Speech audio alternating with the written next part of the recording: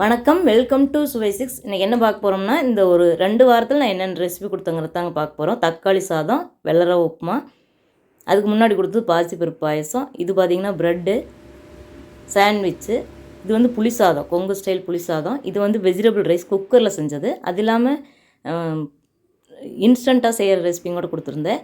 இது பார்த்திங்கன்னா ஏலக்காய் தூள், மாதுளம்பழ ஜூஸ் கொடுத்துருந்தேன். அதுக்கப்புறம் பார்த்திங்கன்னா சீரகத்தூள், எள்ளு பொடி, கொங்கு ஸ்டைல் எள்ளு பொடி, இது பார்த்திங்கன்னா மல்லித்தூள், மிளகுத்தூள், இதெல்லாம் அரைச்சி கொடுத்துருந்தேங்க. அதுக்கப்புறம் லெமன் ஜூஸ் கொடுத்துருந்தேன், மல்லி சட்னி கொடுத்துருந்தேன், மல்லி இலை சட்னி, கொத்தமல்லி இலை சட்னி, ரசம் கொடுத்துருந்தேங்க.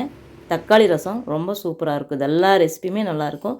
பார்த்திங்கன்னா ஆரஞ்சு ஜூஸ் கொடுத்துருந்தேன், சிக்கன் கிரேவி கொடுத்துருந்தேன். இது டக்குன்னு செய்கிற ஒரு சிக்கன் கிரேவி. அதுக்கப்புறம் இன்றைக்கி கொடுத்தது சேமியா கிச்சடி. தேங்க்யூ.